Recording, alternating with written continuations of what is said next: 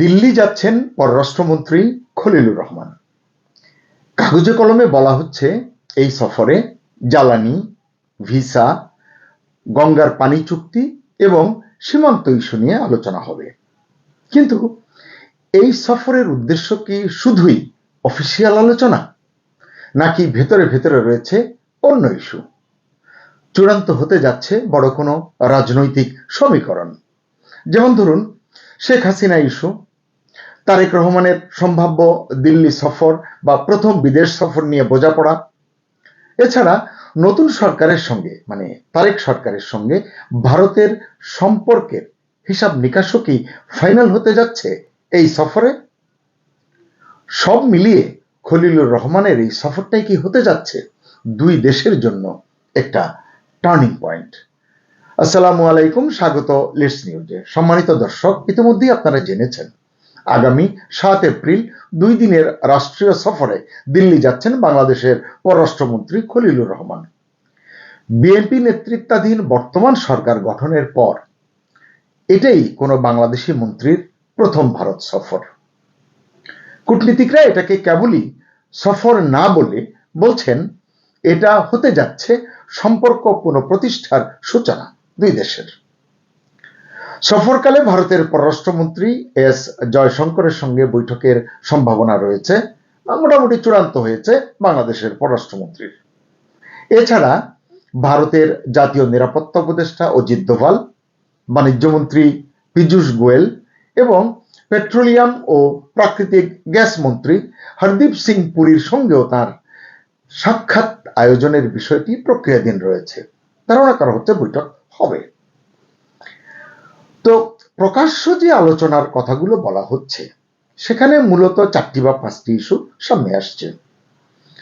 সরকারি ভাষায় এই সফরের ফোকাসড ইস্যুগুলো হলো জ্বালানি সংকট, ভিসা সমস্যা, গঙ্গার পানি বন্টন চুক্তি এবং সীমান্ত ইস্যু। এছাড়া সীমান্ত এলাকা দিয়ে ভারতীয়দের পুশ ইন সহ দ্বিপাক্ষিক সম্পর্ক উন্নয়নের বিষয় কিন্তু রয়েছে। সন্দেহ নেই ইস্যুগুলো গুরুত্বপূর্ণ, কিন্তু তারপরও বলবো এই ইস্যুগুলোই কি সব, মানে এখানেই শেষ? আমার তেমনটি মনে হয় না। জানু কূটনীতিকরা বলছেন এই সফরের আড়ালে অন্য বাস্তবতাও রয়েছে, মানে অন্য ইস্যু আছে, এবং সেটাই আসলে হতে যাচ্ছে এই সফরের টার্নিং পয়েন্ট। সুপ্রিয় দর্শক, কূটনীতিতে সব কথা বলা হয় না, অনেক কিছু বোঝানো হয় কিংবা বুঝে নিতে হয়। আর এই সফরের আসল গল্পটা এখানেই। চলুন আমরা সহজ ভাষায় বুঝতে চেষ্টা করি। আচ্ছা, এই সফরের আসল উদ্দেশ্য কি হতে পারে বলে আপনার মনে হয়? ঢাকা দিল্লি সম্পর্ক রিসেট না রিব্যালেন্স? কারণ অবৈধভাবে ক্ষমতা দখলকারী মেটিকুলাস ডিজাইনার, খাঁটি বাংলায় কুচক্রীও বলতে পারেন, সেই অন্তর্বর্তী সরকারের সময় বাংলাদেশ ভারত সম্পর্ক অনেক দূরত্বে চলে গিয়েছিল, কূটনীতির ভাষায় তলানিতে ঠেকেছিল। এখন প্রশ্ন, গণতান্ত্রিকভাবে নির্বাচিত বর্তমান সরকারের কোনো মন্ত্রীর প্রথম সফরে সেই সম্পর্ক কি রিসেট হতে যাচ্ছে, নাকি হবে, নাকি নতুন করে কোনো শর্ত বসবে, অর্থাৎ চ্যালেঞ্জ বাড়বে তারেক সরকারের জন্য? এরপর দেখা যাক এই সফরে তারেক রহমান ফ্যাক্টরটা কিভাবে উঠে আসে।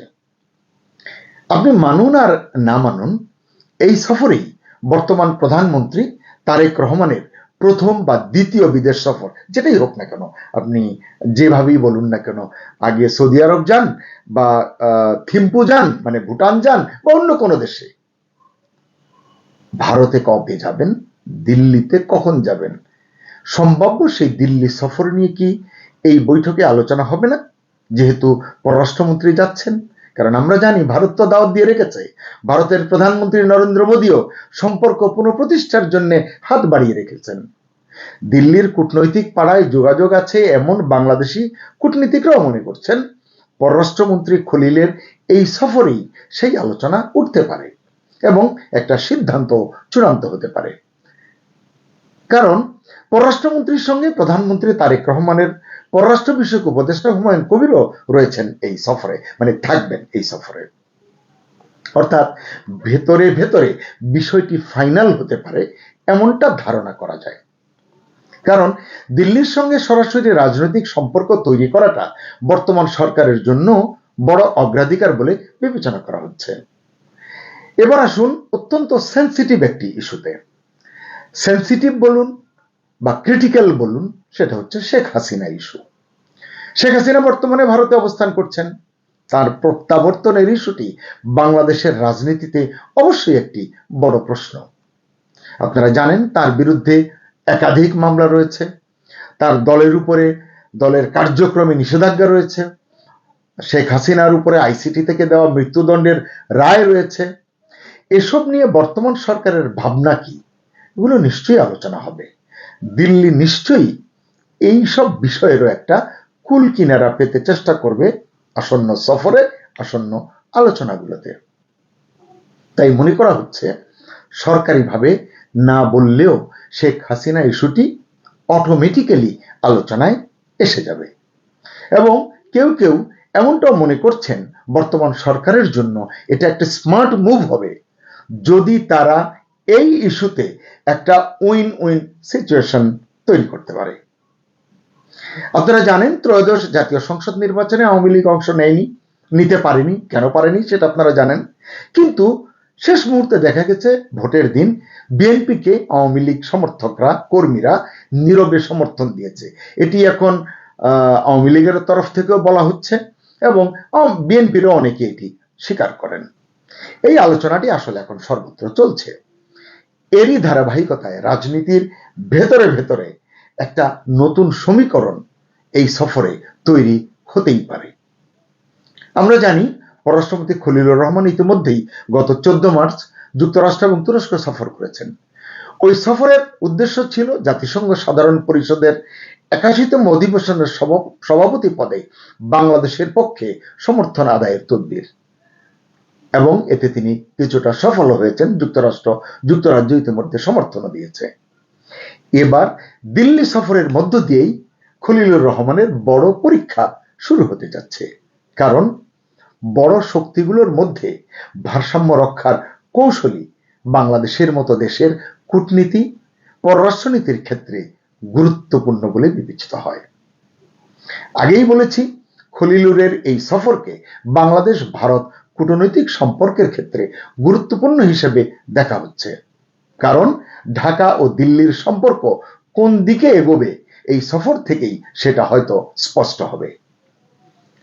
বর্তমান সরকার দায়িত্ব নেওয়ার পর থেকে আমরা দেখেছি বাংলাদেশ ভারত সম্পর্কের উন্নতি ঘটেছে বা ঘটতে শুরু করেছে।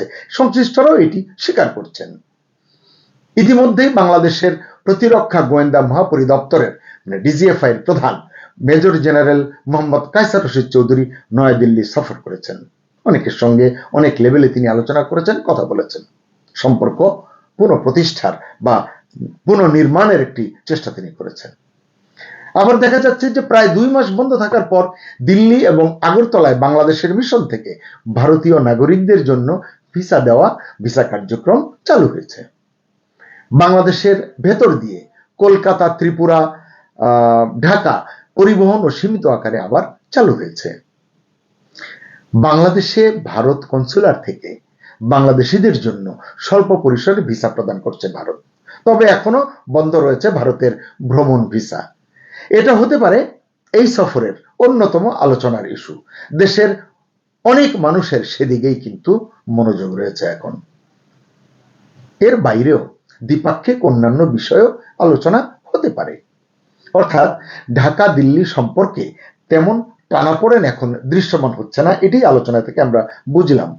তবে সবচেয়ে বড় কথা হচ্ছে দুই দেশই এখন সম্পর্কের আরো উন্নতি চাইছে, ঢাকা দিল্লি উভয়।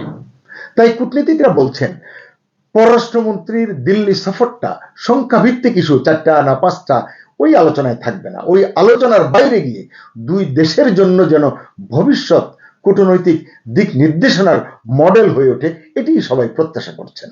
সুপ্রিয় দর্শক, আপনি কি মনে করেন দিল্লিতে প্রকাশ্য অপ্রকাশ্য আলোচনা যাই হোক না কেন, এই আলোচনা দুই দেশের সম্পর্কটা কতটা বদলে দেবে, অর্থাৎ শীতল থেকে কতটা উষ্ণ করে তুলবে? কমেন্টে আপনার মতামত জানাতে অনুরোধ করছি। ভালো থাকুন, সুস্থ থাকুন, নিরাপদে থাকুন। আল্লাহ হাফিজ।